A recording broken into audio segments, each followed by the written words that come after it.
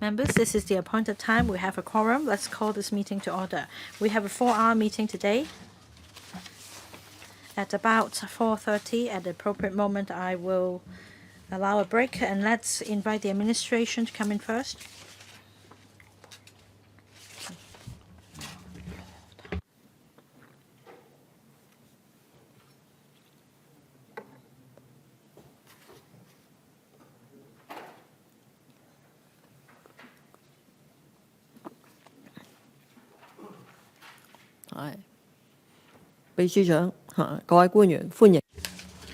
Permanent Secretary, a warm welcome to you and your team.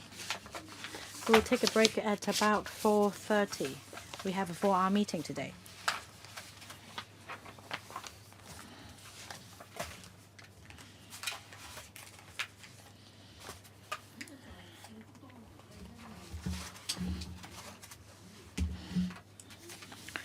The administration has provided a response to issues raised at the meeting of the 8th of May 2023.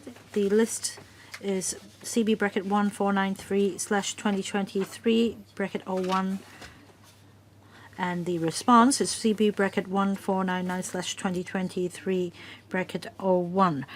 The Legal Services Division also wrote to the administration on the 20th of February 2023, paper number CB bracket 1196/2023 bracket 03. Most of the issues raised in the letter have been replied, and yesterday the administration issued another response to answer the remaining issues that is in relation to the minor works mechanism. The written response is CB bracket 1499/2023 bracket 02.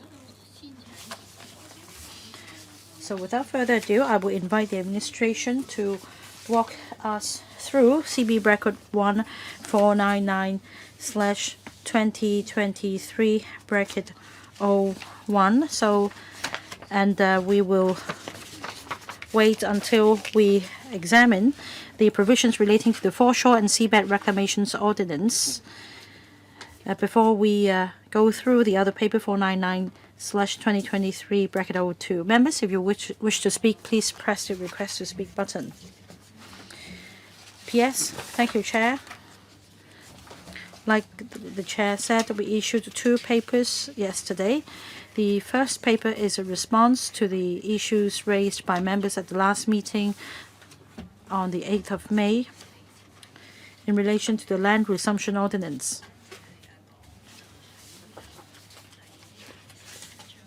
The other paper relates to CAP 127, the Foreshore and Seabed Reclamations Ordinance. We provide a response to the issues raised by the legal advisor on our proposal of minor works mechanism. So, in relation to the Foreshore and Seabed Reclamations Ordinance, I don't think we should start a discussion here and now. Perhaps we should wait till we reach that part at the clause-by-clause scrutiny. And by then, we will give a more detailed response to the issues raised by the legal advisor then. So at this point, I would like to respond to the 2 points raised by members at the last meeting relating to the Land Resumption Ordinance. To answer issue A, on the last occasion, members expressed concern about the procedures of land title checking before land resumption takes place. At the last meeting, members expressed concerns about the lengthy process. We agreed that we should review the process. In paragraph A of our response, we have agreed that a practical guide should be issued within this year to set out the major workflow and also common land title issues. For example, for outstanding mortgage payments of a small amount in the land resumption exercise in the new territories, the case will have to be dealt with by the tribunal. So our guide will provide steps as to how this is to be handled. We discussed with the REDA, Real Estate Developers Association, on this practical guide. We believe that after its publication, there will be clarity in terms of the workflow to be followed in land title checking.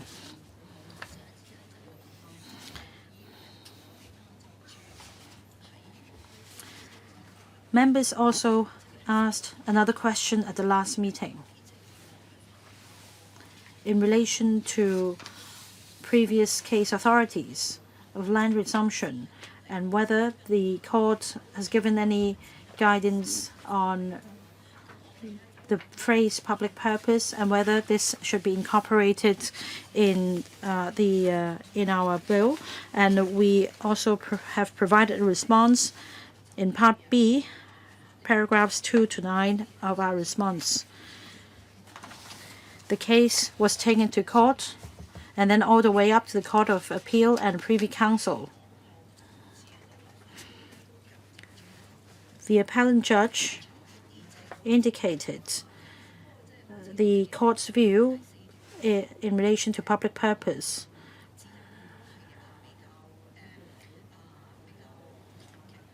However, as set out in paragraph 4 of our response, this is a general principle. That is, for example, in relation to whether it is of a public character, whether it is related to the interests of the public instead of an individual, whether the land resumption has taken place in good faith. These are general principles. We need to give it a more detailed consideration. And we also need to consider the land resumption cases and their individual merits and circumstances. We believe that incorporating these general principles in the enactment may not help enhance clarity. On the contrary, when the Chief Executive in Council exercises its powers, the powers are not unfettered. For example, as discussed at the last meeting, the government's decision to resume land is subject to judicial review, so it is under public scrutiny. Having considered these matters, we believe that there is no need to incorporate the opinions given by the court on what constitutes a public purpose. Thank you. P.S. We received a letter from the Hong Kong Institute of Surveyors dated the 12th of May.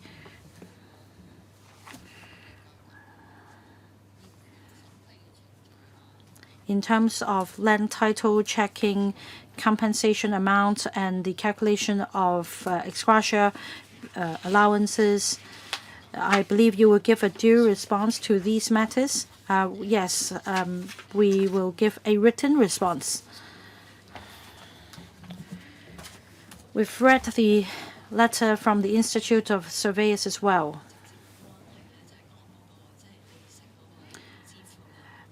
We believe the part about the rate of interest for compensation not yet paid will be more relevant to our bill.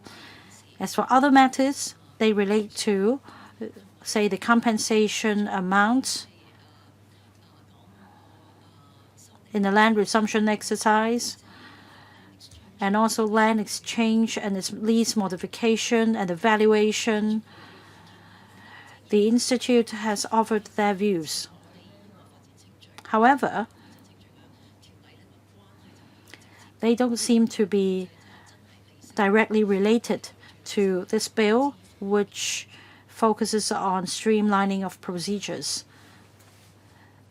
They also welcomed the proposal to use the HIBOR rate instead of the 24-hour call rate. In fact, this view is shared by the Bills Committee. We'd like to receive views from the public more quickly, but that means the government procedures will have to be streamlined as well. All right, we have two members waiting to speak, Mr. Ambrose Lam and Mr. Louis Long. I'll give each member 4 minutes.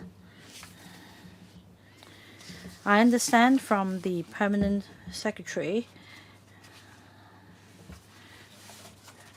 her explanation of the two judgments relating to the elements that constitute the public purpose. I strongly suggest the government to incorporate these things into the bill, because this will definitely be the bone of contention for the legal profession. Now, if you express these things explicitly, that means the Senior Council must have considered these elements, and it will be harder for a legal challenge to be launched. Otherwise, it will be very difficult for the government. So that's I strongly urge the government to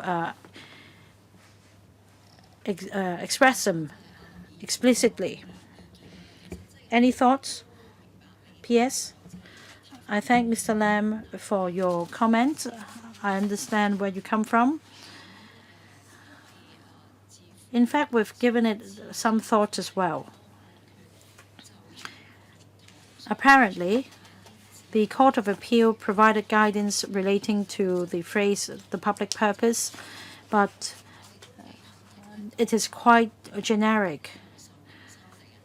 When the Senior Council decides whether to conduct land resumption, these matters will always be considered. For example, whether land resumption is for the public good instead of for the interests of an individual. These are apparently factors that will be considered. So we don't think it would be very helpful to include the general principles into the legislation. In any event, we've heard the member loud and clear, and we will go back and further discuss with the Department of Justice to see if there is an alternative. Well, in short, Madam Chair, I think in good faith, that's easy to understand. It should be done in good faith without any other motive. So it is a special phrase in the legalese that you should consider. Mr. Louis Long, I fully agree with Mr. Ambrose Lam. This is the principle laid down by the court. I think it should be incorporated in the amendment bill. My question is this. In the letter dated the 15th of May, in A1, relating to the land title checking procedure, indeed the reader, which I represent, have been liaising with the Lands Department.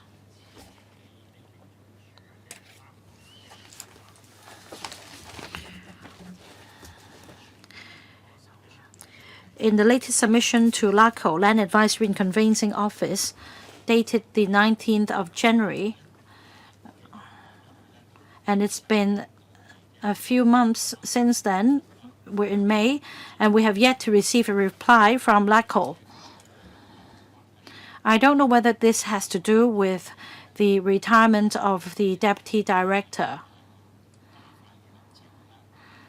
When we talk about expediting the procedures, the Lands Department should walk the talk and give us a prompt reply so that we bounce ideas off each other and come up with the guide as quickly as possible. P.S. Thank you, Mr. Long, for his comments. I will go back and review the situation. In fact, the Bureau has received the relevant submission. It's only that we want to further clarify certain matters with the relevant department. And then we will resume a discussion with RIDA. If the Bureau needs further clarification, RIDA will be happy to explain things to you. Deputy Chair, Mr. Tony Chair. Just now, you referred to the Institute of Surveyors submission. P.S. Some of the points are not directly related to this bill, but when it comes to legislative amendment, we should be result-oriented. This is our ultimate objective. So if there are suggestions to improve the procedures, I urge the department to take note of these suggestions and not to make further delays. For example, I think that we can enhance the transparency of data in land resumption exercise, because sometimes we need consultants to consider the data and give their comment. Because of the delayed process, the land title owners sometimes are aggrieved. While I agree with the Permanent Secretary that these are not directly relevant to the bill,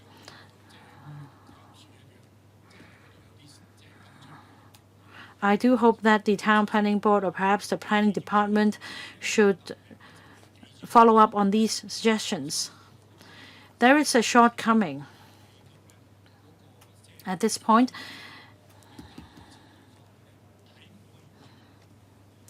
it seems that the Lands Department is not doing its level best to streamline procedures. On matters in the guide, such as compensation amount, well, if there is a formula available, why can't you make it public so that everyone knows how you come by the figures? Maybe the method can be agreed by all so as to avoid delays and bickerings. Permanent Secretary. I thank Mr. Chair for his comments. Well, although I did say that the Institute of Surveyors' comments may not be directly related to the bill, they have indeed provided some specific suggestions. I will pass on these suggestions to the Lands Department for further consideration. And then through the Legislative Council, we will provide a response to the Institute of Surveyors. Ms. Carmen Can.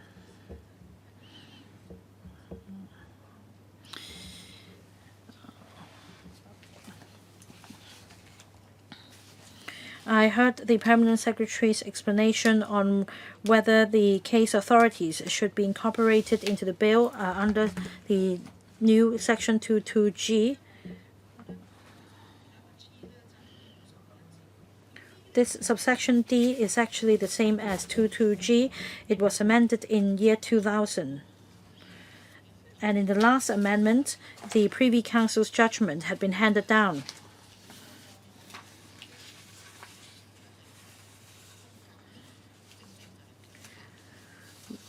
We should always allow flexibility, and that is, after all, the essence of the common law system. If we codify everything, then we will no longer be a common law jurisdiction, but a civil law jurisdiction. Well, I cannot really recall any case authority being codified in a statute. I thank Ms. Carmen Khan for her comments. Nothing further to add. We will explore with the DOJ on this point. If there are no other questions, let's resume the clause-by-clause scrutiny. Last time we were at page 18. That's page 18 of the marked up copy. Thank you, Madam Chair. So let's pick up on page 18. We started part 4, adjustment to land boundary after authorization. The chief executive in council approves the land resumption, and then if the works require so, there is a mechanism for adjusting the land boundary. Last time, I brought up section 5A, which is the interpretation for this part. Under section 5A, there's a definition for the subject land. So land for the land resumption. It is also the subject of the boundary adjustment under Part 4. Now for the proposed adjustment, now this is self-explanatory. That's the green part on the slide. This is the area where the proposed adjustment will happen. Now moving on to Section 5B, notice of proposed adjustment. Subsection 1 and subsection 2. Section 5B, subsection 1.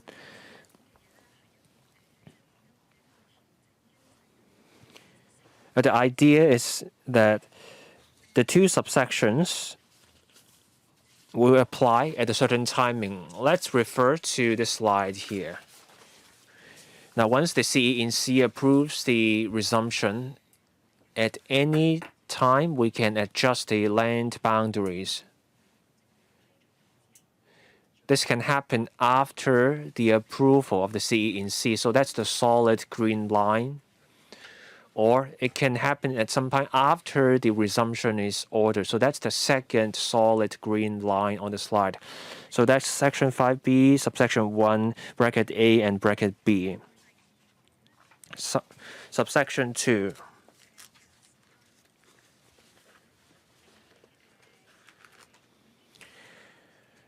Say the land has already been resumed or is being resumed.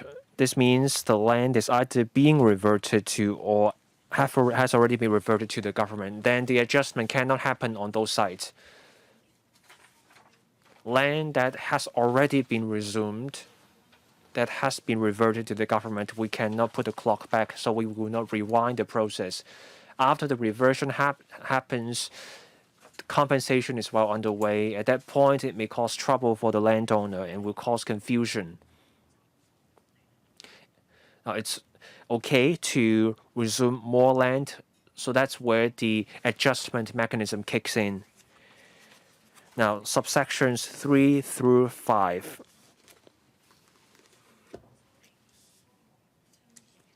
The provisions here look similar to the resumption that comes in for the first time. So when an adjustment happens, we need to put out a notice describing the adjustment.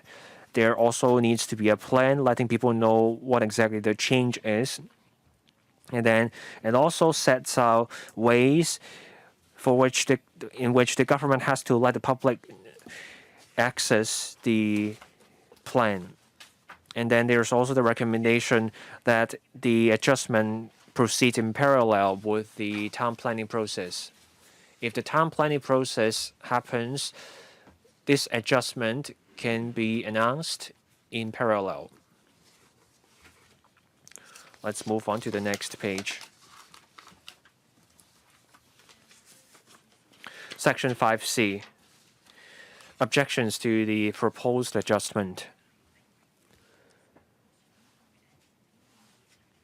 When someone wants to object to the proposal, some requirements apply. The wording here is very similar to what you see when the land is resumed for the first time. So there's a time limit. Subsection 1, within 60 days after the notice of proposed adjustment, the objection has to come in. It also sets out who gets to lodge the objection. So that's subsection 1, bracket B, owner, occupier, or anyone with right to the land. Mr. Andrew Lam has a question. I have an indirect question. Now we are talking about the land boundary.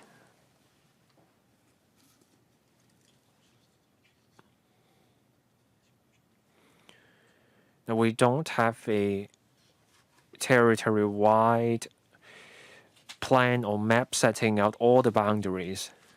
My experience shows that disputes can arise when it comes to land boundaries. Let me give you an example. Now, say there's a kind of site, and it's measured in a particular unit, but then when you go to measure it, the results look different.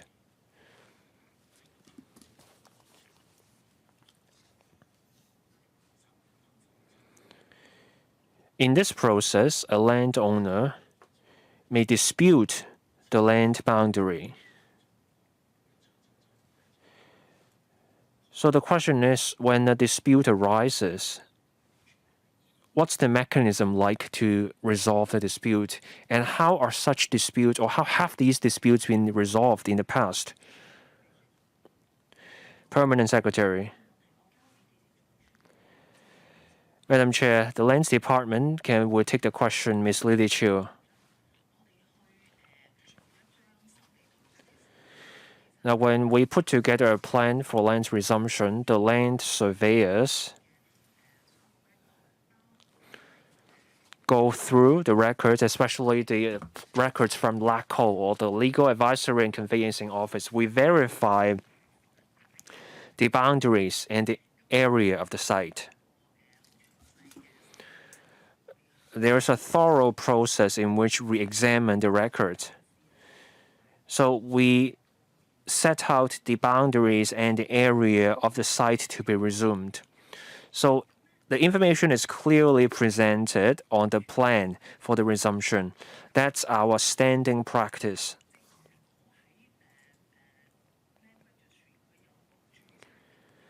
In the land registry, there may be a registered area for a site. We respect that area. So when you have a house smaller than the registered area, we stick to the registered area.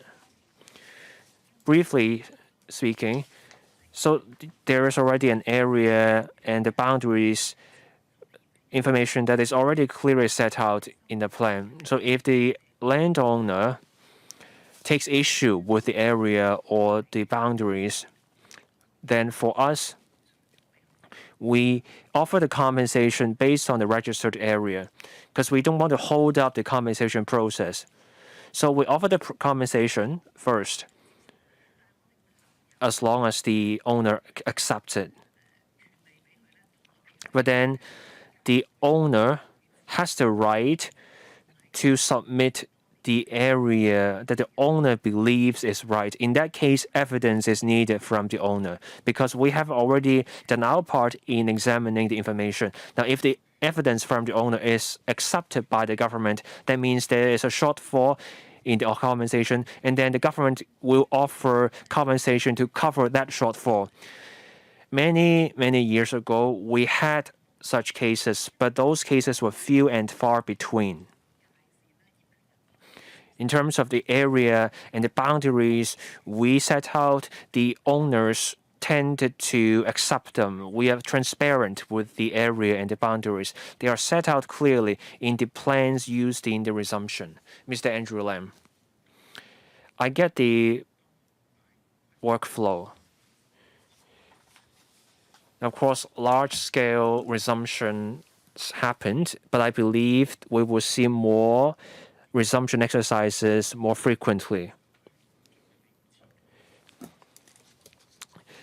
Now, we used to have this 1 to 5,000 scale, and then when you measure the results, it's very much different. Now you have electronic platforms to help you do the work. Disputes may still arise. The natural environment can change with slopes or bodies of water. It's not about who's right and who's wrong. It's just that when you come to the land resumption, dispute may arise. I thank the government for the response. So the government will try to stick to the land lease.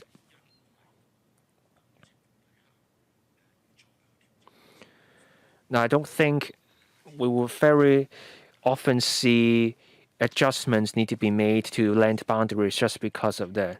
But let's just bear in mind that the owners may be affected. I move on to avoid the disputes that may arise because of the dispute over the boundaries and areas. Any response or supplement? Nothing in particular. We agree with the member that this is already a prudent approach that we're taking. Please continue with the scrutiny, Section 5C. Now we covered subsection 1. Now moving on to subsection 2 on the objections. Subsections 4 and 5, compensation. Objections based on compensation will not be dealt with, similar to what we had in the past. Now in 5C. Now there will be rules on certain matters, similar to what we saw in section E. So when the objector receives the government's reply, they have to make a reply within a certain deadline, and the documents have to be served by a certain time. Subsections 4 and 5, the objector can withdraw or amend their objection by a certain deadline. Section 5E, decision not to proceed with proposed adjustment. Mr. Chen Xiu-Hong. I have a question about the drafting, Section 5C, subsection 2.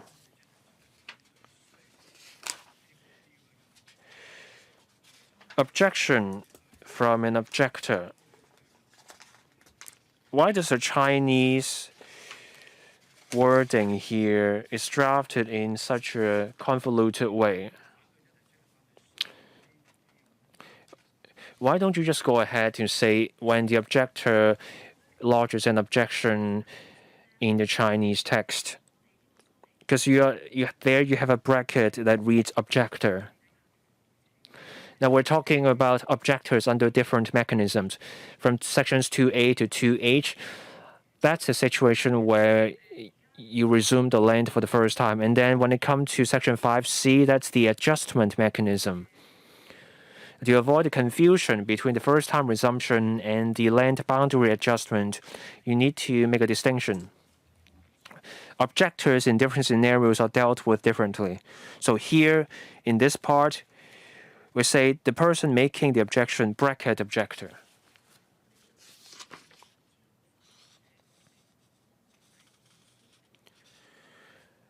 Then is there a need to insert further clarification in the wording, saying this is the objector for the purpose of section 5C? Now the objector in bold type shows up there. I believe people will read that to mean the objector under section 5C. Now, if the objector is something that applies to the entire ordinance, then that should show up under the interpretation. So the drafting as it stands now is clear enough.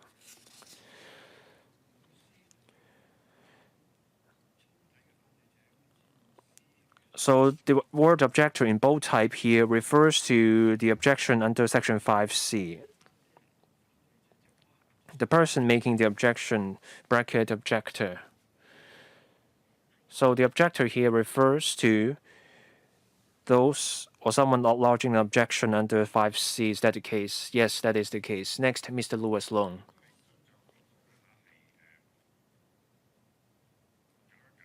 Madam Chair, I want to clarify a point. Section 5D, the English version here. Section 5C, subsection 2, an objection made by an auction. Objector must. And then in Chinese, it says when someone, a person, bracket objector. So the person refers not just to natural persons. A corporate person also applies here. Is that the case? Yes, that is true.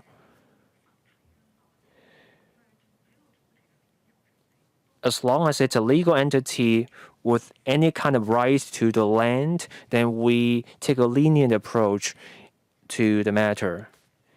If there are no other questions, we will continue. Page 23, Section 5E, decision not to proceed with the proposed amendment. So the Gazetted happens, and then the objections are dealt with. If we decide against the resumption, we will also gazette the decision so that people will know. It's drafted in the same way as Section 2F. Now we will insert a requirement about putting the ad in newspapers. Section 5F, authorization of adjustment to land boundary if no objections are made. This section is here to serve this purpose. No objection is received, then the Secretary for Development can approve the adjustment. So in this case, there's no need to submit the matter to the Chief Executive in Council. Subsection 2. Again, this is to give effect to the proposal to have this process go ahead in parallel with the town planning process. Subsection 3. If the Secretary declines to authorize the adjustment, a notice needs to be published in the Gazette. We will also insert the requirement about newspaper ads through an amendment. Section 5G. Authorization of adjustment to land boundary if objection is made. Someone object to the proposed adjustment. Then the proposal needs to go to the Chief Executive in Council for approval. This is very similar to the drafting under Section 2G and Section 3. Now, when the land resumption is happening for the first time, we have a 2+5 time frame. But here, for an adjustment, the time frame is shorter, 2+3 months instead. Subsection 2, the Secretary may approve extensions. Subsections 3 to 4, the process moves ahead in parallel with the town planning process. When the town planning process goes ahead, and then the CEC can approve the resumption. Subsections 5 and 6, spelling out in greater detail the options open to the Chief Executive in Council. So the CEC can approve, can decline, or reconsider a proposal. Subsection 7, again, this is the provision about going ahead in parallel. The time planning process goes ahead, and then the land resumption can go ahead. Page 27, subsection 8. Say the Chief Executive in Council declines to authorize the adjustment. Now, there's the requirement to gazette the notice, and also, as before, we will insert the requirement to inform people through newspaper ads. Now, Section 5H, effect of authorization of adjustment to land boundary. The adjustment is approved, and then there will be some legal effect and some follow-up actions that will apply. So this provision here is to set out those matters. So in the box at the top, the adjustment may happen at that point. So this is before the order to resume happens. The adjustment can also happen after the order to resume comes out. Section 5H, subsection 1 means this: if the adjustment is approved, then it will be treated as if the area to be resumed has been changed. If the adjustment happens after the order to resume comes out, then it will be treated as if the order to resume applies to the new area.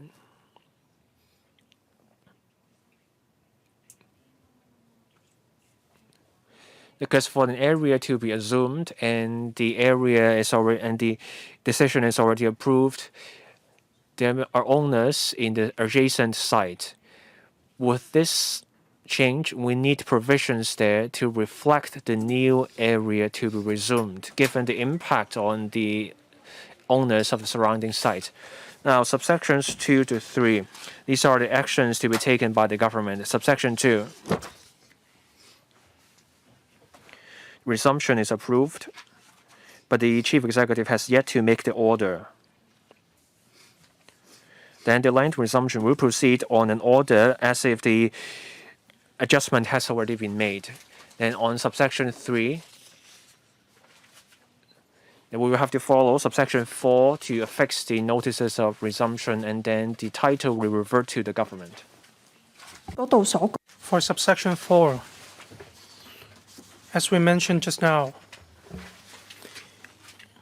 the adjustment mechanism cannot affect the piece of land that has already been reverted to the government or is in the course of being reverted to the government.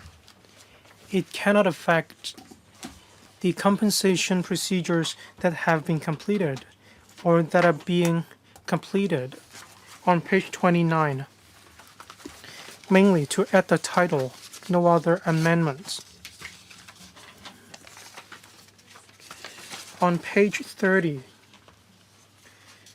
and 31, I will walk you through these two pages. These are existing provisions.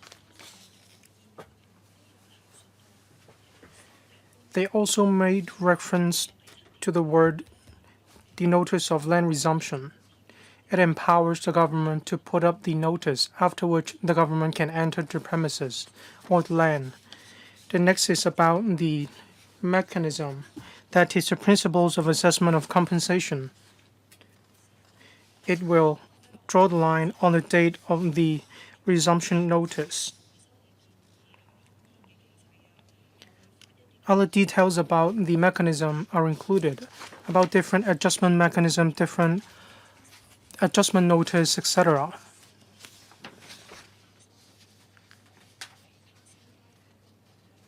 In order not to confuse people with other land resumption notice, that is, we will add under section 4 brackets 1. 32, no amendments. On 33, we add a title, that is, disposal and use of land resumed. Page 34, that is the newly added 16AA, use of land resumed for alternative purpose. The committee had quite some discussion on this.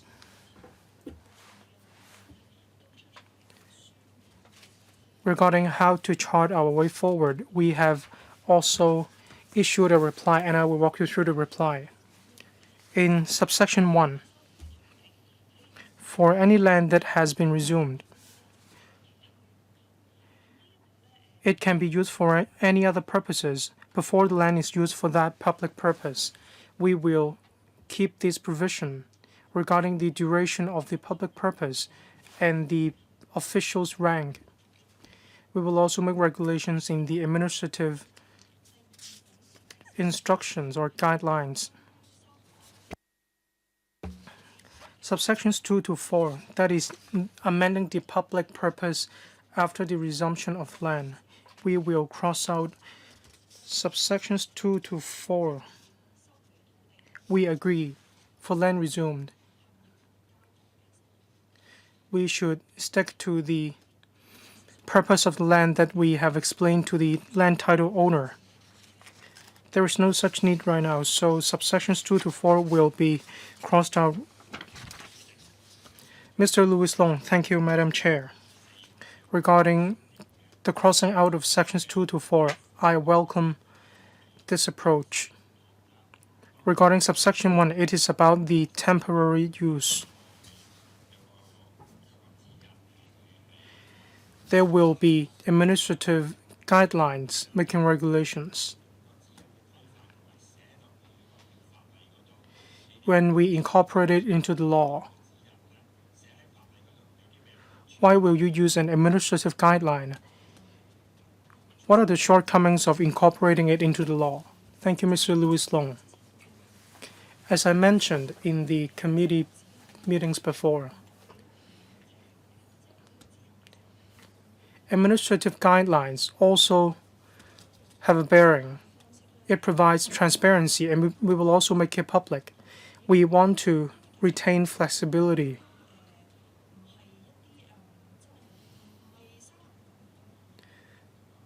The contents cannot be explained in simple words. For example, the rank of the approving official. There need to be 2 policy bureau and officials of different ranks, and we wouldn't be able to explain all these concepts in simple words. So it is more appropriate to include it in the administrative guidelines. Then that does not mean that we do not have accountability. We also need to make public the administrative guidelines. Thank you, Madam Chair. We have heard from the administration. For the first extension, 3 years. For each time, it can be extended by 2 years, subject to other factors.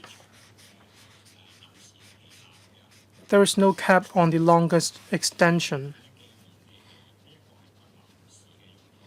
If it is a temporary use, well, I think you should set a cap on the duration. If there is no maximum period, it is difficult to call it a temporary.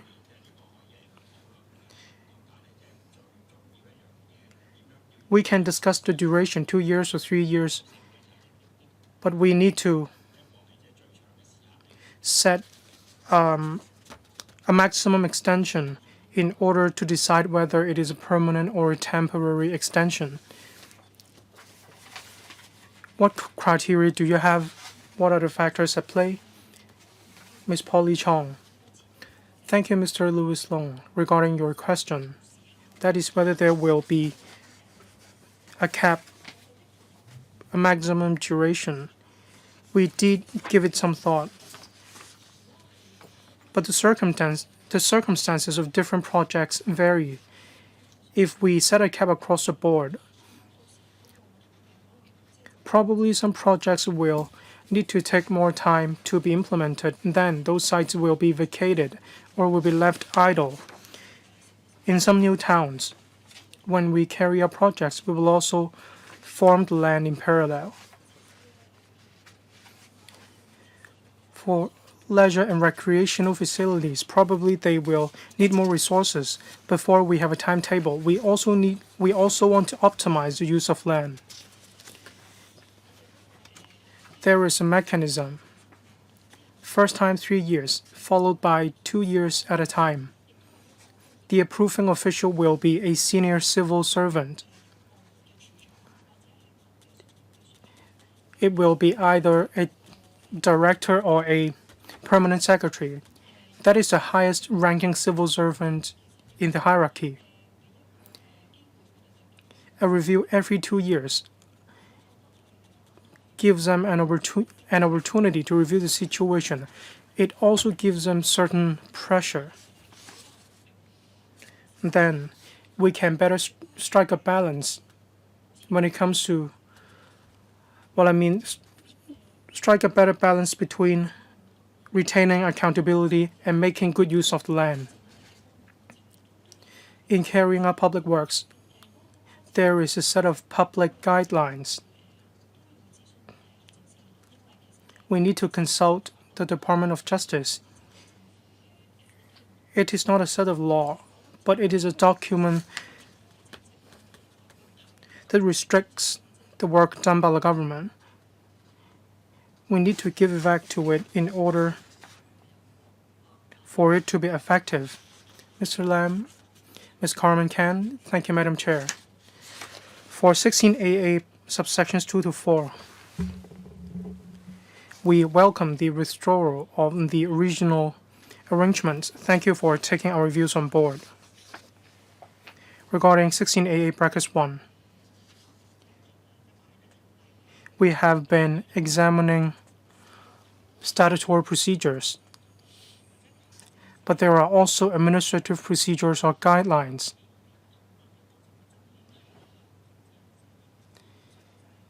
We cannot have a glimpse of the administrative guidelines in the Legislative Council, so we bank on the administration to tell us the nature, for example, and the contents, as well as the authorization, who can make amendments, who has the power.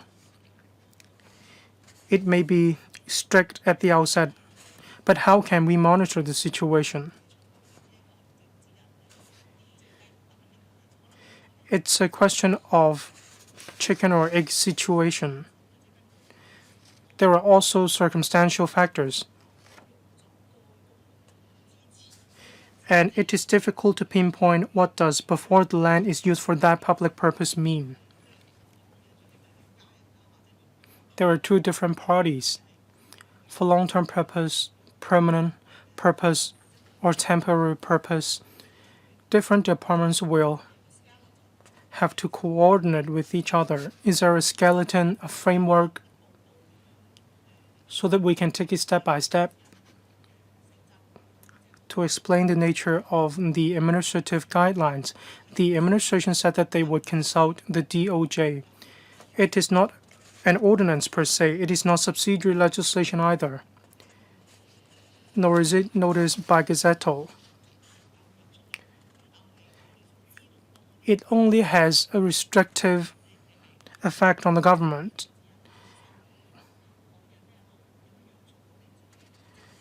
Who can make amendments? Who will be the person making the amendments?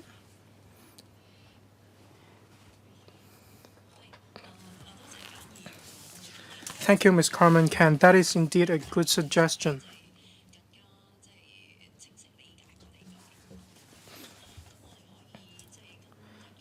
To understand more clearly about what we mean, we will set up a framework after the meeting today.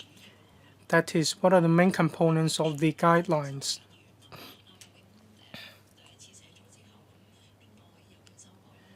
Who has the power to make amendments? We can set down the important points. You may not be able to read all contents, but for the major components, we can attach or we can include footnotes. Mr. Andrew Lam.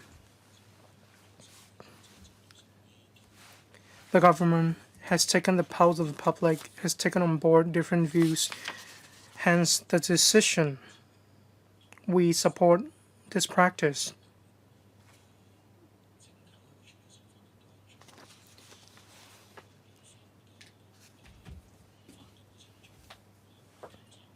Some statutory procedures are dispensed with through administrative guidelines. They are dealt with in this manner, and I will get to the major question in a moment, but I need to let the public know clearly that the administrative guidelines are not legally binding. But when there are deviations, what channels or outlets are there for the citizens or for the Legislative Council to exert pressure on the government? On administrative guidelines, I am glad to learn that there will be a framework. In fact, we need to deal with quite a lot of different scenarios or circumstances. As Polly said, in new development areas, probably we need to wait for funding from departments, and some land may have to be left idle for a long period of time. In the new territories, there are some pieces of land which are set aside for government purposes. When there is an application for building an elderly's home, but then the purpose of the land is to build a school, to the land title owner, they may rather you resume the land as early as possible. That is also a consideration. When it comes to building a road, building a railway, or for the periphery of the land, it is difficult to determine for how long the temporary land or the temporary purpose will be for. I hope that the framework will factor in different situations so that the public will have an easier grasp of the situation. Back to the main point.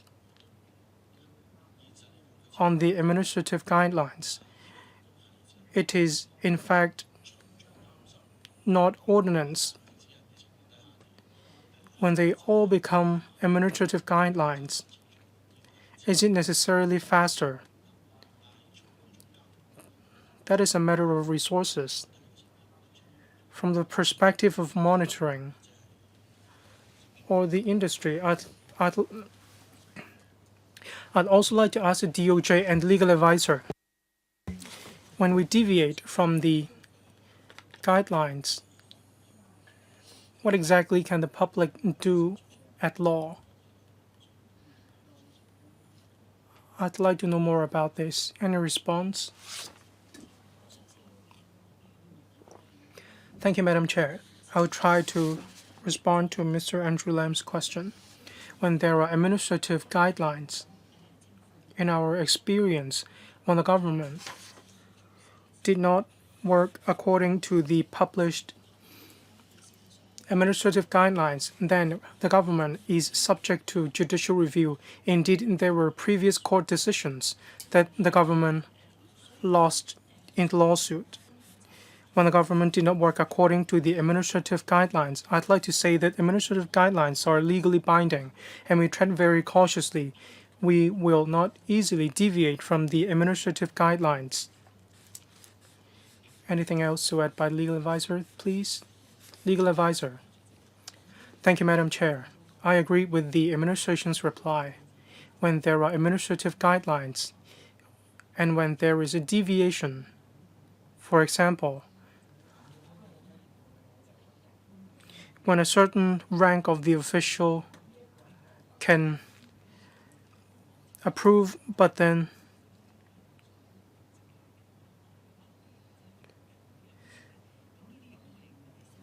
when actually an official below that rank actually made the approval, then this will also be deemed as a deviation. Then that person can actually seek judicial review from the court. Are all your administrative guidelines public? Can the public access these public or administrative guidelines online? There were court decisions that only administrative guidelines that have been made public will be counted as administrative guidelines. So we will retain transparency and make all the administrative guidelines public. Will you consult the industry? Well, we will take stock of different situations. When there are technical amendments, we will make announcements appropriately in order to let the public know. When there are material changes which may have material impact on some parties, then we will also make public these announcements. Something for the legal advisor to follow up on. If the people affected find that the government did not act according to the administrative guidelines, they can resort to judicial review. Apart from taking legal actions, is there any other channel? For example, will the complaints section of the Legislative Council accept citizens' complaints? That is when the government has deviated from the administrative guidelines. At the Legislative Council, what powers do we have in order to urge the government to go back to the right track? Well, no matter what the citizens come to us to make a complaint, we still have to deal with the complaints. But we can, through different panels, different written and oral questioning, we can also send letters to the government officials and request a reply. Do you have any other question? Or the administration can reply. Is there any appeal procedure in relation to administrative guidelines? As judicial reviews also come with a price tag, not all people can afford it. Is there any administrative way by which the citizens can inform you how we will deal with it. Madam Chair,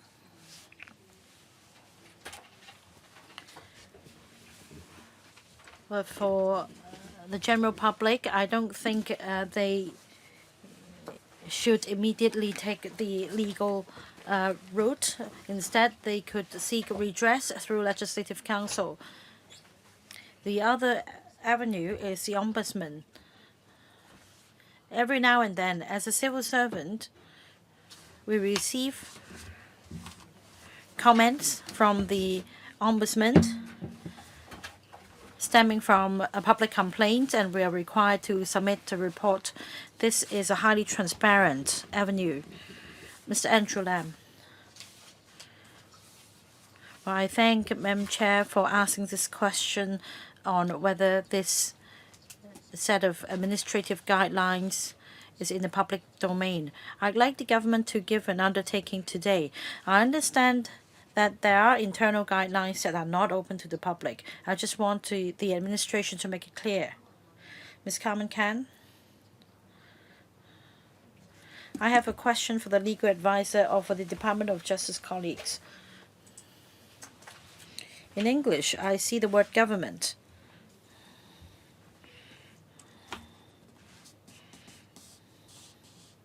I want to know from drafting perspective whether this word, the government, is commonly used.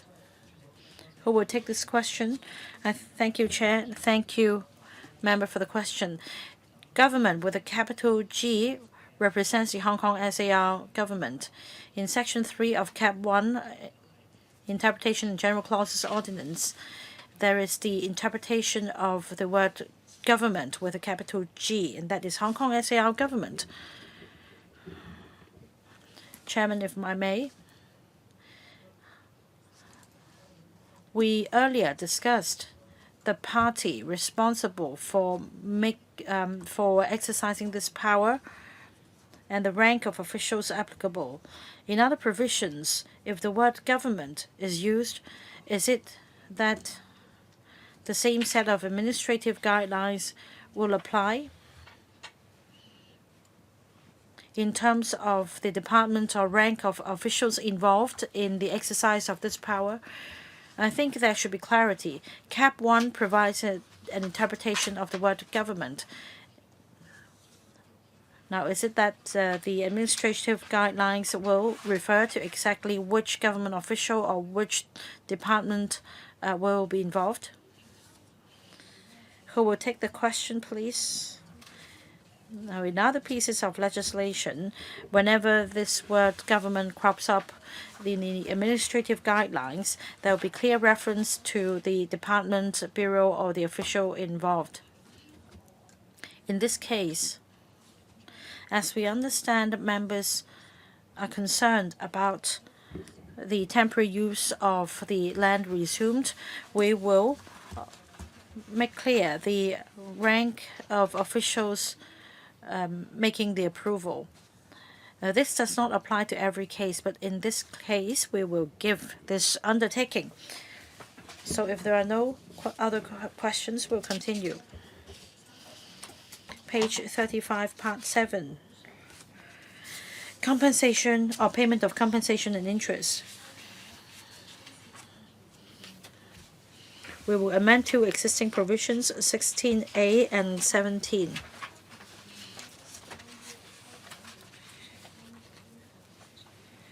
We are going to make amendment to the rate of interest to be paid for compensation not paid from rate of interest to be paid at 24 hours call to HIBOR rate.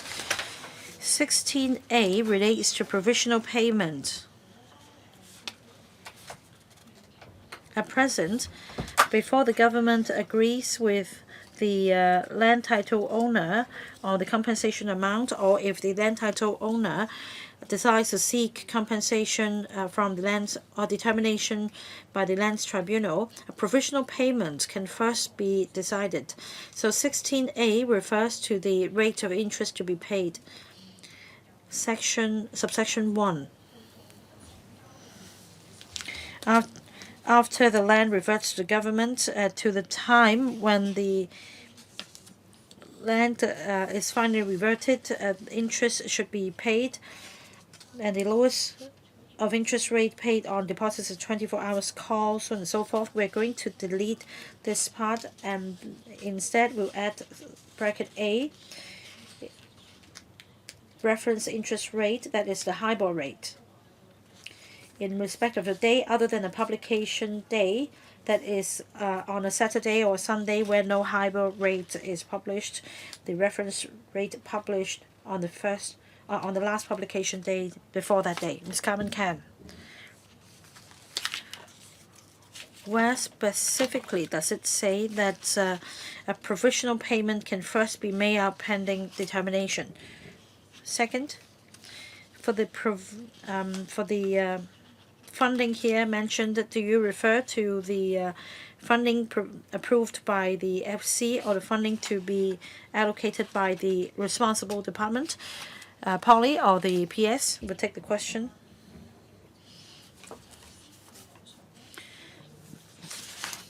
In fact, we can refer to page 40. We haven't reached that part yet as for the provisional payment pending the funding to be allocated. Now, let me go back to 16A. Provisional payment refers to the negotiation with the Lands Department by the land title owner on the compensation amount. If the amount is not agreed upon, the Lands Department will first issue a provisional payment pending the final determination, and then adjustment will be made to the payment. So this is not the same as funding for the works. So for provisional payment, interests are involved, and we have an amendment here. So does it come under the heads of expenditure in the appropriation bill? Or are you talking about funding application with the Finance Committee in relation to the individual works? That's the block votes to be paid out from the block vote under the Capital Works Reserve Fund. We have an annual exercise to apply for funding with the Finance Committee, where we will finalize the funding involved for the works in the coming year. Capital Works Reserve Fund, in other words. So they will come to Finance Committee for funding allocation. It doesn't come under the appropriation bill. Next, Mr. Tony Chair. Thank you, Madam Chair. 16A, you refer to the provisional payment to be made out to the affected landowner.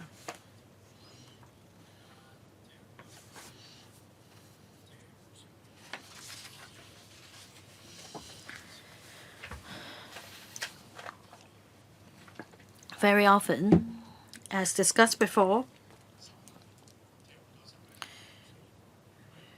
the problem lies with the vetting of the lease in making compensation payment. This is not an exercise to find faults in the lease, but this is a lengthy process, and sometimes a lot of information will be required to conduct the land title checking. The bone of contention is not on the compensation amount, but on when the compensation can be made out.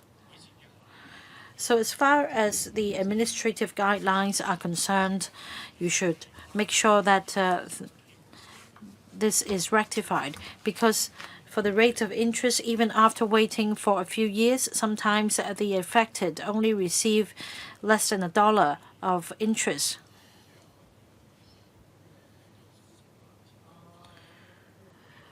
So you should work on the administrative guidelines to streamline the procedures. The ultimate goal is for the affected to receive payment. Polly? Madam Chair, I agree with Mr. Chair. if the purpose of land title checking is for the purpose of making out compensation, then we just need to verify that this affected person is indeed the land title owner. We are not asking for a perfect land title situation. So we will remind the department to bear this in mind and take a streamlined approach. For example, letters of guarantee should be signed, and this is how we streamline the procedures.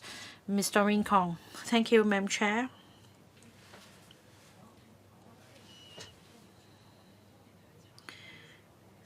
I've been talking to land title owners. Well, usually for land title search, we looked at the 15-year record, but many owners have told me that the LACO under Lands Department will check the title dating back to over 15 years. Is that true? Polly. Indeed, we have received the same comment.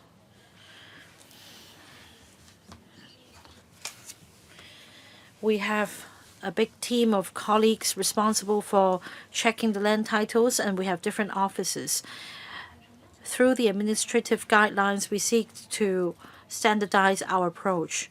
Whether we check land titles dating back to beyond 15 years, that depends on the number of transactions. Sometimes we need to check the previous transactions, but depending on when the year of transaction takes place, and it is not a golden rule that we must start with the first land title document.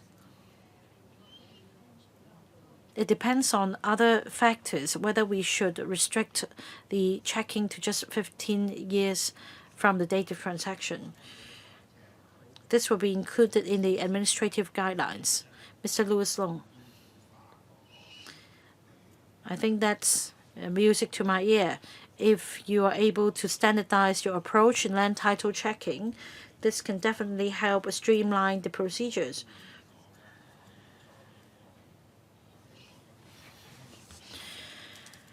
In fact, I can confirm from my experience that some of your officials checked not only the number of years of the title, but also a perfect title.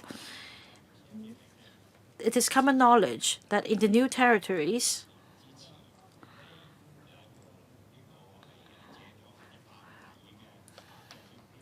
well, things are not as simple. Decades ago, somebody might have taken out a mortgage with, say, a bucket of rice as a guarantee, and it's not easy to verify these things. So I think you should publish the administrative guidelines as quickly as possible. Yes, we'll see to that. If there are no other questions, please continue. Page 36, no amendment. Page 37. Section 17, and we just refer to the provisional payment. For Section 17, once the final compensation amount has been agreed upon or determined, we need to make adjustments to the final payment, and the relevant interest will have to be paid, counting from the date of reversion of the land to the government to the day of payment. Again, we will delete the part about the interest rate paid on deposits at 24 hours call to the rate of interest on HIBOR rate. As the interest rate will be fixed, there is no need for the Lands Tribunal to determine the rate of interest, and the relevant provisions will also be deleted. We have a similar amendment on page 38. Page 39, Part 8, Miscellaneous.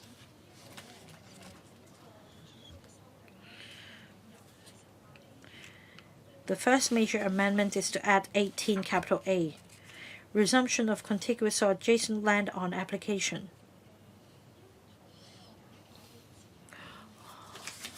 Let me explain what this diagram refers to. Section 1,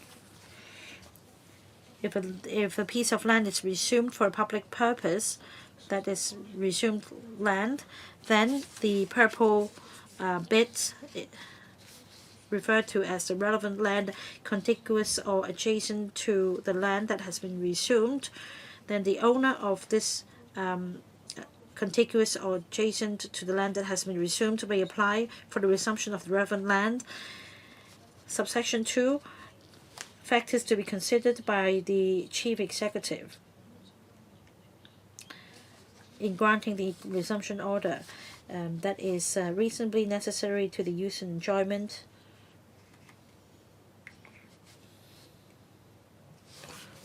Ms. Doreen Kong. I'm looking at 18A2B. It would be just and equitable to make an order for the relevant land to be resumed. Just and equitable according to whom? The party to resume land or the party from whom land is resumed? We need to consider all relevant parties. In the land resumption exercise, the land title owner may be involved, the occupier may also be involved. So we need to consider the land users as well. So we cannot say categorically exactly what parties will be involved. Well, but I think we need clarity here because just now you referred to the owner, somebody who has interest over the land, occupier. You should make it clear because just by reading this provision, I see the phrase just and equitable.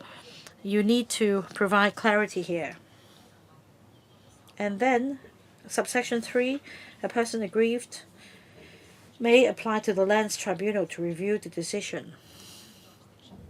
Does the Lands Tribunal have this jurisdiction under the Lands Tribunal Ordinance, seeing that 18A is a new provision?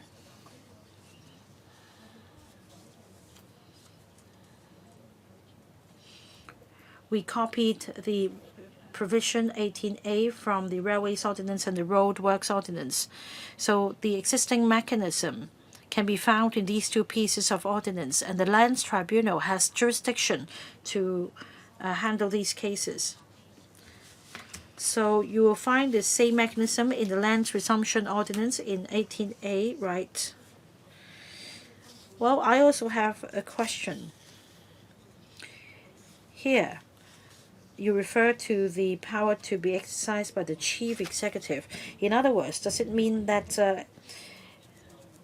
it's for the chief executive to consider whether it is just and equitable? Yes, it is for the chief executive to decide on the matter, right, on the recommendation of a public official. Of course, if the ultimate decision is not just and equitable, it can be subject to judicial review as well.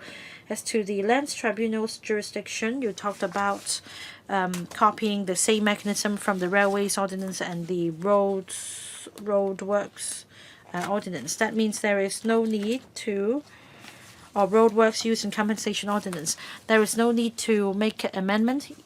Yes, we already discussed with the judiciary. A short follow-up question, Madam Chair. At present, many stakeholders have told me that there is a long list at the Lands Tribunal. Usually, it takes 9 months for the recovery of a shop space. So, whilst I understand that there may not be a lot of cases of this nature, I'd like to know whether the Lands Tribunal has the capacity to deal with these land resumption cases. Anyone who can take this question on behalf of the Lands Tribunal, or should you rather consult the judiciary first? Yes, we can do that later. But like Ms. Doreen Kong said, we don't think there will be many cases of this nature. The government starts a land resumption exercise, and then the owner of a piece of land contiguous or adjacent to the land that has been resumed may find that he can no longer reasonably enjoy the use of that piece of land, and then this owner may apply with the chief executive for the land to be resumed as well. We believe that this kind of cases will only constitute a minority. It will not pose a heavy burden on the Lands Tribunal. Anyway, we will discuss with the judiciary. I believe they do have capacity. Who else? A question from Mr. Andrew Lam. Thank you, Madam Chair.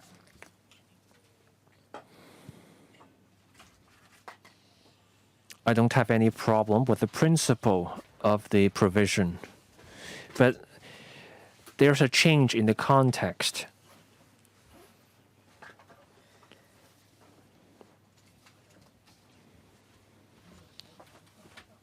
In the past, we did not resume land for conservation, but then look at the Northern Metropolis. I know the project has yet to start, but once this bill is passed, you open a door. Let's apply the principle to this provision here. 2A, what is necessary? For conservation, there are species. You need a wide space to serve as the habitat for different species. So this is something you can have an argument over. And then you also have the problem with proportion. The plan or the map looks good, but then you can have other kinds of problems. You cannot go into all that specifics in law. But I would like to see guidelines to cover the points I just mentioned. Thank you, Madam Chair. Polly, we will formulate administrative guidelines for the provision here. We note the member's comment. Ms. Doreen Kong. Madam Chair, I would like to clarify another point. Section 18A, subsection 1, contiguous or adjacent land. In the new territories, you can have a path involving the right-of-way. The English text here says contiguous or adjacent, so this implies land next to one another.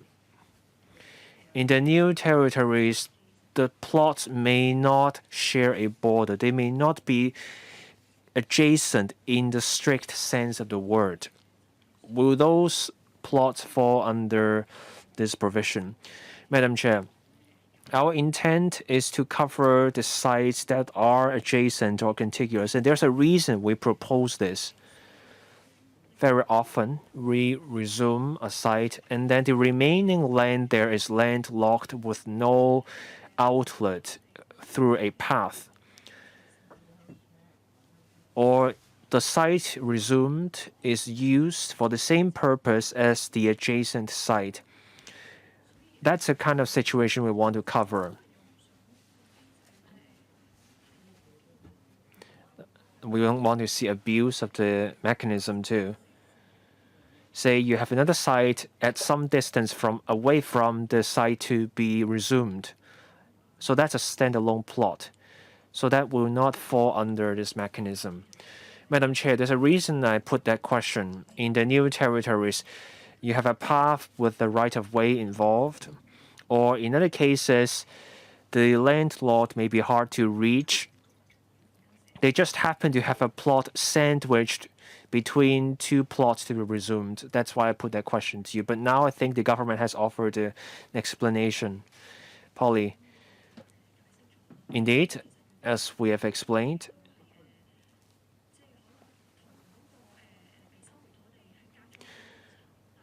when you have a site that is a lot away from the land to be resumed, and the landlord is missing in action, then there will be a separate mechanism to deal with that sort of problem. Next, Ms. Carmen Khan. I have a question about how this will work. Section 18A, this is a new section. The intent is for owners of adjacent or contiguous sites to lodge an application So a site is resumed, someone can apply to have the site next to it, adjacent to it, to be resumed. Here it says that it doesn't matter whether the site can be used for public purpose. The landlord can apply for the resumption. It doesn't have to be for a public purpose. Now it says that the applicant can lodge an application, may apply to the chief executive. So does the process involving the notice and objection apply, or is it a process open to the applicant at any point in time? Madam Chair, this is a process initiated by the landowner. So this is not about the government resuming the site. So processes like the Gazetted or handling objections, that process does not apply. Now, on the timing, once it's established that a site is resumed for a public purpose, and then the government would deal with this kind of application. The landowner in this case will have to initiate the application. Madam Chair, we need to be very clear with this process. So the orange part is the site to be resumed by the government, whereas for the purple part, that's where the landlord initiates the process. So the landlord can initiate the application anytime during the resumption. So say I own a plot in the purple area. How do I know that the government is trying to resume the orange part?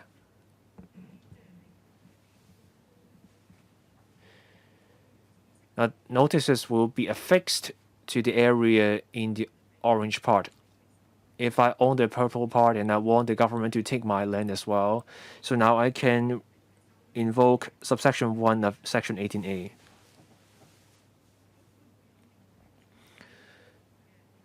So now there's a question. Since notices are affixed in the purple part, now what about those who own sites in the white part? Can you keep expanding the area where people can apply to have their land resumed by the government? Thank you. Polly. Now let's start with the orange part. That's where the government leads the resumption process. The CENC approves the resumption, and then we go to the area, we put up the notices lot by lot. If you own land in the purple part, you live there, then you will see the notices about the resumption going on for the orange part. If the landowners feel aggrieved, they can come to the government. We don't set any time limits in the ordinance. Now, this is a point to be addressed in our administrative guidelines. Our idea is to set some kind of time limit. Now, for public administration or civil matters, actions should be subject to some form of time limit. Now, we will put that in the guidelines. Madam Chair, you need clear guidelines. The government initiates a process, people need to know when the process ends. Because when you take the land in the purple part, you put up notices, and then people owning land in the white part will wonder when the process ends and whether they are eligible. I think this is a kind of situation that may come up every now and then. Next, Ms. Doreen Kong. Section 18A, subsection 1. The English version says the owner of any land. So the landowner can initiate the process.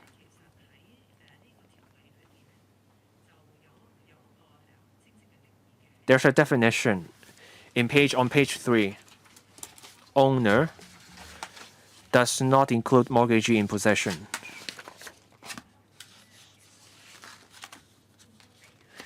There are many lots in the new territories. You never know how the economy is doing at a given point in time.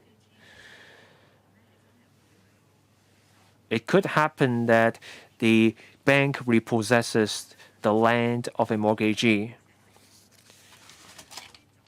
Now let's look at section 18A. Those who fail to pay off the mortgages may simply take off and then the bank takes the land. So when you do have a mortgagee in possession, the person will be stuck with the land and they cannot apply to have the land resumed. Why not let mortgagees in possession initiate applications under Section 18A? This may happen. Who's going to take the question, please? Polly? We will study this matter after the meeting.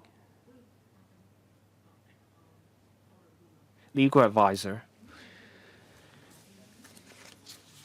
Section 18A, the chief executive decides to resume a site, and then the notice will be gazetted, and then the notice will be served on the landowner. So will there be a need to spell out these requirements under Section 18A?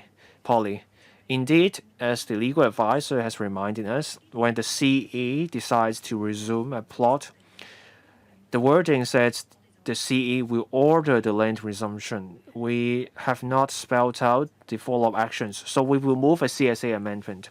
So there will be a notice to be put up. Let's move on with the scrutiny. Page 40. Section 19, existing provision, effect as evidence of notice of resumption. Now we are clarifying the meaning of the term notice of land resumption. This means a notice published under Section 4. Now, turning to Section 19A, absence of authorization of expenditure for works not preventing certain matters. This provision is there to say that we don't have to wait till the approval of the expenditure for the works and then we can start dispersing the compensation. So this gives effect to our idea. Now, it's a very specific provision setting out the steps. A. The CE in C receives the application about the land resumption, and then B, the CE in C can approve the land resumption, and then the government puts up the notices under C, and then the title reverts back to the government, and then the landowners of the adjacent contiguous sites can apply for their site to be resumed, and then E, the government disperses the compensation. We have explained how this would work to members in the past because they want to disperse the compensation early on. In that case, the money reaches the landowners and then they can make their future plans. So this means even before the Finance Committee of the LegCo approves the funding, you can go ahead. Now, Madam Chair, when you say before the LegCo's FC approves the funding, we're talking about the works expenditure. But the money for the compensation goes through the finance for approval beforehand. So you're talking about the works expenditure for a project. Say you want to build a trunk road. Now what if the FC votes down that funding approval? So even when you try to build a hospital or build a road, disputes can arise when the project comes to the LegCo. What if the project fails to get the approval at the LegCo? Madam Chair, we have studied this matter.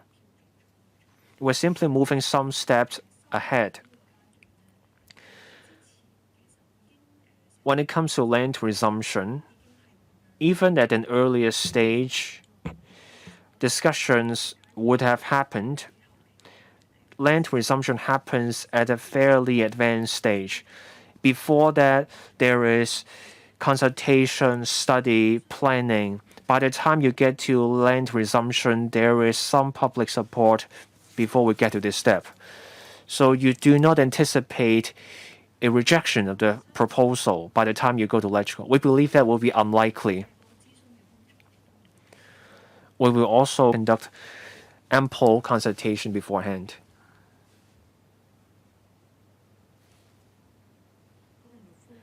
Ms. Doreen Kong, followed by Mr. Andrew Lam. Thank you, Madam Chair.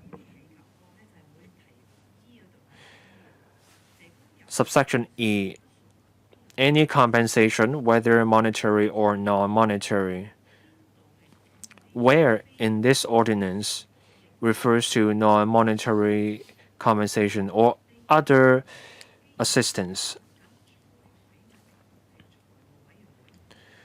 Now we're talking about the finance committee, so it's about money.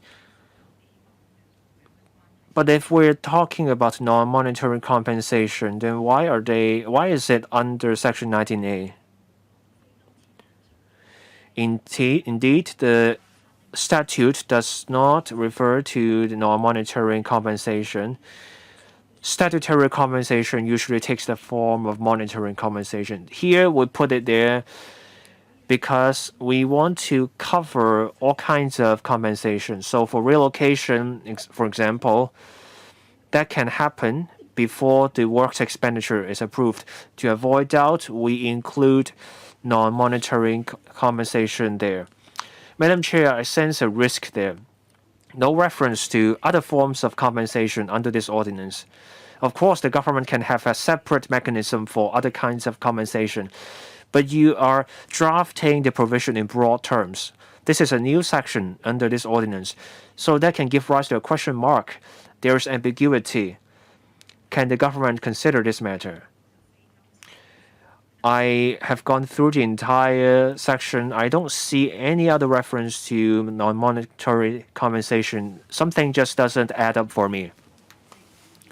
I thank Ms. Kong for her comment. As Polly was explaining, for land resumption,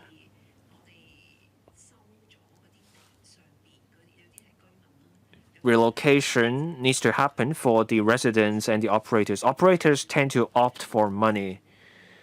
But then for someone living in a squatter, if they can be housed in public housing, in that case, we offer non-monetary compensation. So they can go to decantation estate of the housing society. But that's an existing mechanism. You don't have to write that into Section 19A. Do you need Section 19A to empower you to do that? If you have an existing mechanism, which ordinance gives you that power? Now, we are already doing that as a standing practice. What you see under bracket E of Section 19A is there to clarify the matter. When we say compensation, it doesn't have to be money. It can also be relocation. That is a non-monetary compensation. Madam Chair, if a compensation does not take the form of money, then why is it under Section 19A? Because this has to do with the Finance Committee. I think there is no inconsistency there. It's simply there to give the government one more option.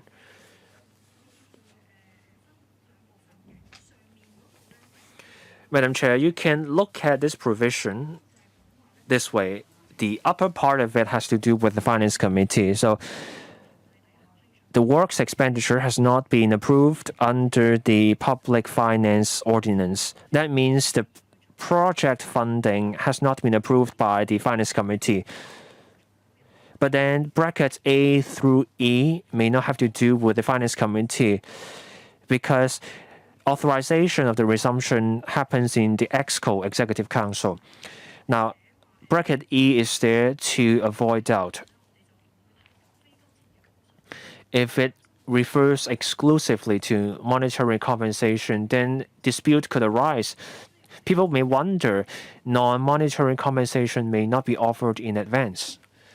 So we want to clarify that point. Mr. Andrew Lam, followed by Ms. Carmen Khan. Thank you, Madam Chair.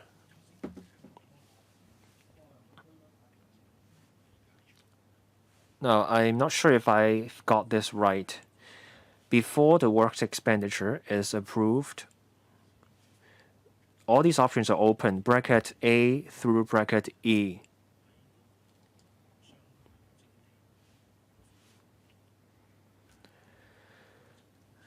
Now, compensation is not part of the works expenditure.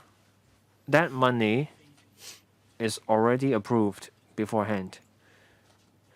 So now I want to turn to landowner-initiated applications. We don't know how large the amount will be.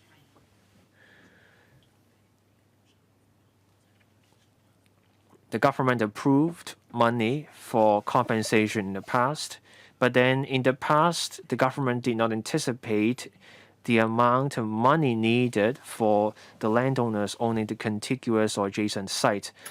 How will the government anticipate the amount involved in this regard?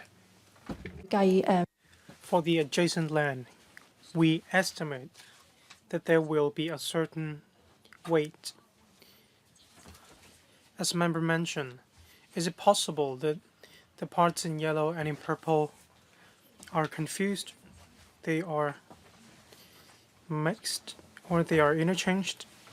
For adjacent land, the scale is smaller. They may be fragmented land.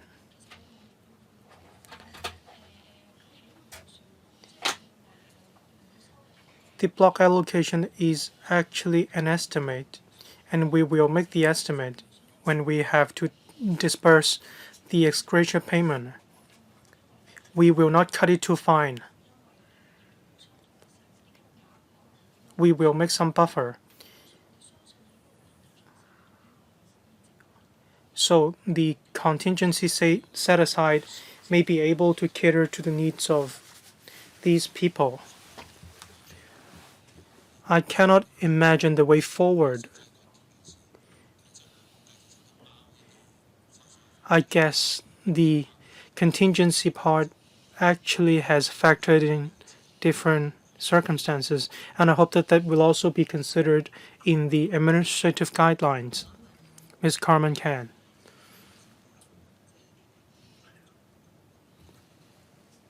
I'd like to know whether I'm correct in understanding the discussion. Can the compensation be released before the funding? Page 40. Where will the amount of compensation from? It will be from the block allocation of public works. That is, we already have a fund from which we will disperse the compensation. The 19A mentions about the, well, it mentions the project cost. We can deliberate on the cost. The administration is not assuming that we will definitely approve the funding. Now that we have the reserve fund,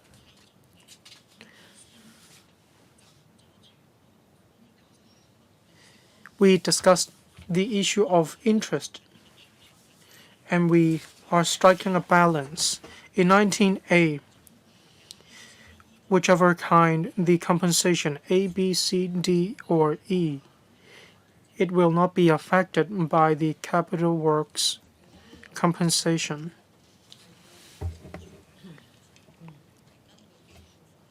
In accordance with basic law, I have wonder whether there will be any bearing on the exercise of the power. Polly mentioned the remote possibility of the Finance Committee not approving the funding, but there still exists the possibility, however slim the possibility is. When there is an issue of the project, for example, there are corruption issues, etc., well, if you have to compensate, then you will have to shoulder the responsibility. When the Director of Audit pursues, then you will have to be held accountable.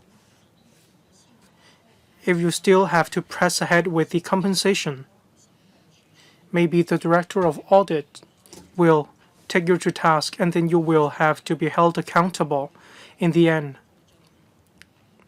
You will have to come back to the Public Accounts Committee of the Legislative Council. There should be checks and balances. Am I correct? What do officials think? Permanent Secretary. Thank you, Madam Chair. It's difficult to separate the issue and just focus on this single issue, but we can use it as an example.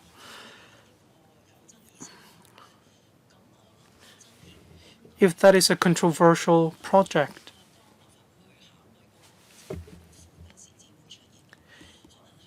It shouldn't just pop up when the Finance Committee is deliberating on this project. It should have come up when we are resuming the land under the Capital Works Reserve Fund, when a portion of fund has to be set aside. Then the Finance Committee will already see the disputes over this project. When there are such disputes or discussions and when people hold strong views, then the administration will also have to take on board the Legislative Council's view to decide whether the administration will continue to resume land. If the fund is not approved, then the government will have to be held accountable. We understand that with 19A,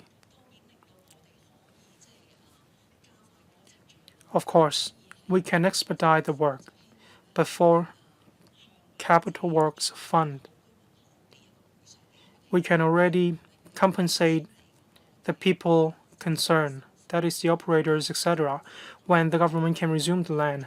And when Capital Works Reserve Fund has been approved, then we can immediately start the work. There are also shortcomings, that is the risks you mentioned, and the government has the responsibility for striking a balance between the advantages and the risks. If the Finance Committee does not give the green light, it may be because the project is very problematic, or for example, for the caverns and a sewage plant. When we identified corruption or the cost issues, such as we shouldn't spend $20 billion on the caverns, and when the government still continues with the compensation, this may be hypothetical, but then the possibility is still remote. Without no further comments, we can continue. I hope that we can finish this section before we take a break. After that, then, we can start with the next ordinance. That is the Land Acquisition Possessory Title Ordinance. Yes, we will first start with this ordinance. We will take a break after this section. Thank you, Madam Chair. Page 41. Section 23. It is a transitional provision. There are different land resumption projects underway, so we need to set down clearly how the ordinance will be applicable to the ongoing land resumption projects. Subsections 1 and 2 are about the mechanism of handling objections and the putting up of the land resumption notice. There is no law governing the objection handling mechanism, but administratively we are working on this. We will inform the people affected in relation to the boundary of land. When there are comments, we will also report the comments to the Executive Council. When there are projects that have activated the objection handling mechanism, then the statutory mechanism will not kick in. It will not be applicable, as there will be overlapping of procedures and the procedure will also be elongated. For subsection 1, it mentions the Secretary for Development will inform the public by way of notice. That is by notice published in the Gazette, and it will also be made public, or it will be announced in a short period of time. Subsection 3, it is about interest. We recommend the interest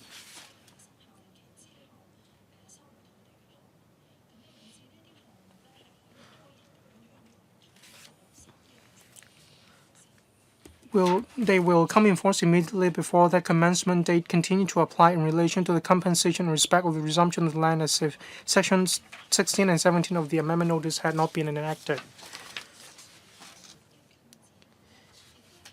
When land resumption notice or order are mentioned,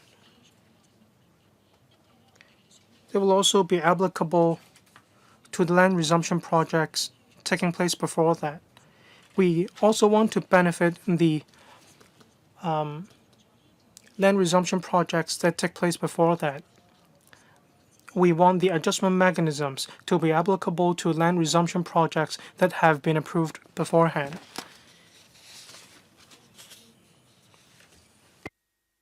Mr. Rincon.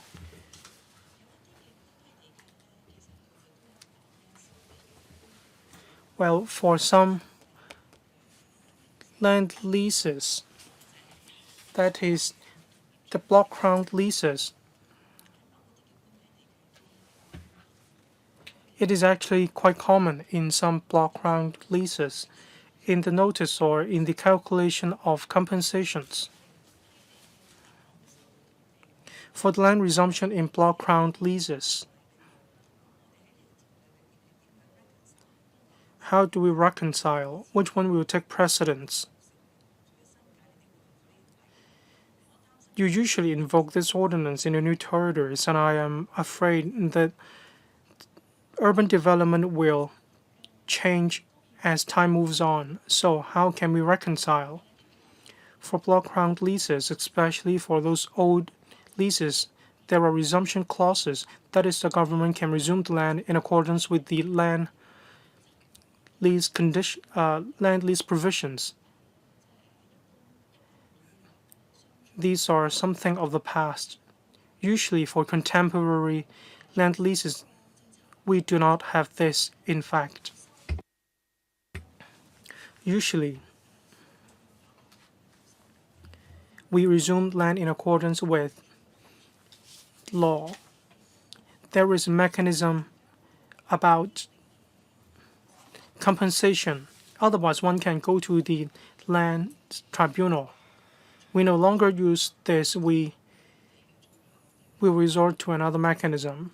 For tenants, how do they know that you are not using this? That is a contractual spirit. Or you can go back and think about this. You need to deal with this. You cannot say that you are not going to use it. Does that really work in crown lease? Is it written so flexibly that you can choose what to write? Well, we can actually choose. We can choose what to use. But in general, we will amend by way of legislation.